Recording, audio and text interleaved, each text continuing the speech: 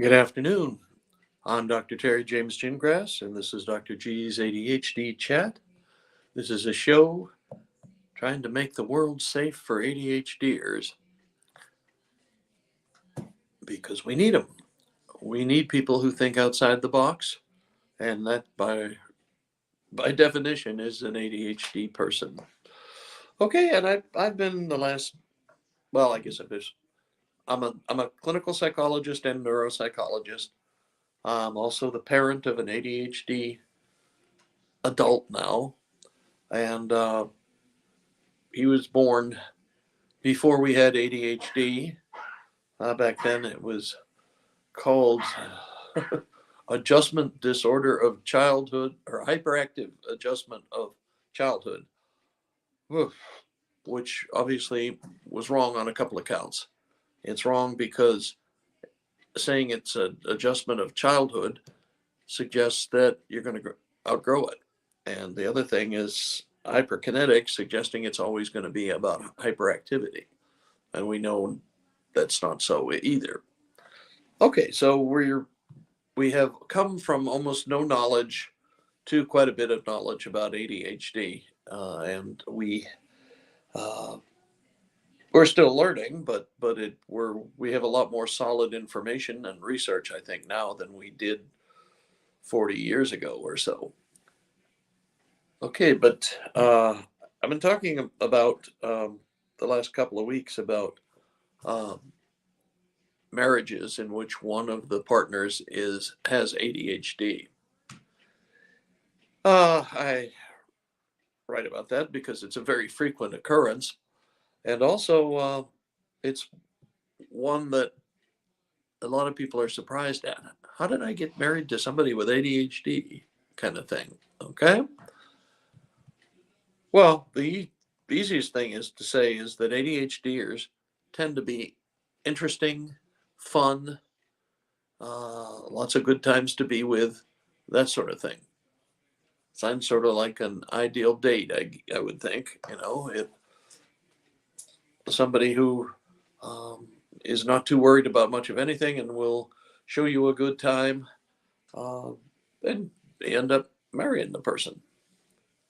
And then you start to realize that dating is maybe one of the worst selection devices ever devised because everybody's on their best behavior.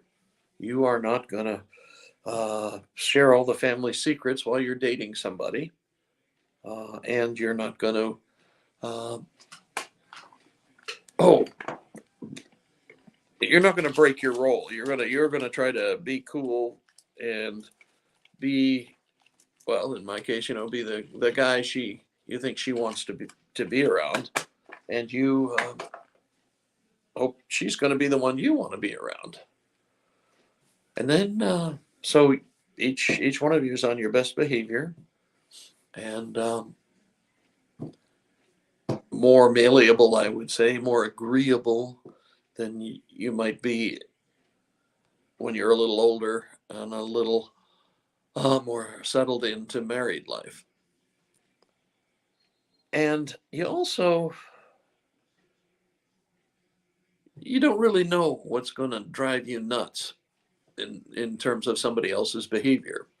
You just don't. You don't even think about it. You know, uh, but your household, the one you grew up in, determines a lot of about your expectations of your partner. It's like my mother was the queen of housekeeping. I learned to put my clothes away because if I left a shirt draped over the back of a chair or something, the next time I saw it, it was washed, ironed, and hung up in my closet. So I wasn't used to clutter. I wasn't used to piles of stuff. And that's another thing. ADHDers do this. They tend to be what I call horizontal organizers. By that I mean any flat surface is likely to have a pile of some kind of papers on it. Okay, now I grew up vertical organizers. Put your paper in a file folder, put the file folder in the appropriate file cabinet drawer, so it's out of the way and nobody sees it. Okay, whereas an ADHDer frequently will have piles scattered all over. Well, if he's a child, his room or her room, and also all over any place in the house that nobody gets to very often. Well, tell you the truth, that drove me nuts. And I wasn't even aware that that was a thing for me. So you're used to being in your parents' home, and then all of a sudden you're out with this person, and all of a sudden you realize that she, in my case, doesn't know how to put papers away in a file cabinet. Well, now that I know a little bit more about ADHD, I know that that's partly that weak working memory that we talk about all the time, as in the sense that if she can't see it, it doesn't exist. Okay, so that if she can't see it, it just isn't there. It never really happened, and that's why we have problems. uh, so she wants to leave it out. That reminds her that it exists. You want it put away because all these piles everywhere kind of creep you out, and you are not very happy about that. Um, so it's an interesting kind of set of situations. ADHDers, they're charming. They tend to like to have fun. Uh, they tend to be active. They tend to, be fairly entertaining. Um, but they also tend to be forgetful, impulsive, prone sometimes to anger, and tend to like things the way they were raised. So whatever they could get away with their parents, that's what they want to get away with you. And it's harder to negotiate, I think, uh, for the good of the household. So you're never going to know for sure uh, what they're going to do that drives you nuts.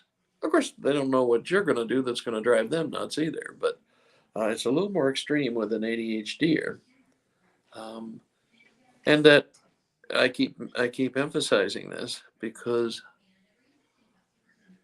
some of you out there are married to ADHD people. Even if nobody's ever been formally diagnosed, uh, never seen a psychologist or anything like that, if you have an ADHD child, you probably have an ADHD partner. If you, in fact, are not the person with ADHD. I mentioned that I'm a clinical psychologist, and I don't know how many times I've been doing feedback on a couple's child and have the wife keep jabbing the husband in the ribs saying, "That's just like you. That's just like you. That's just like you." Yeah, it is. It's just like him. Matter of fact, a lot of times I've ended up diagnosing more than one member of a family. They brought me in the troublemaker, but then they also admitted there were a lot of other people who were having some problems adapting and adjusting. So we do lots of those kind of things, and that again emphasizes that ADHD is inherited. It's a genetic predisposition. Okay, and if you've got it, you will pass it on to your children. About 80 to 85%, which is a whole lot if you're familiar with genetics and all that other good stuff. But it is, well, it's just, it can be minor, but if you take it personally, it can be major. So what you've got to do is remember, hard as you can, what it was like when you were dating. Why did you pick this person out of all the possible people you could have married? Why this one? What was so good about him or her that you thought you could make a decent life with each other?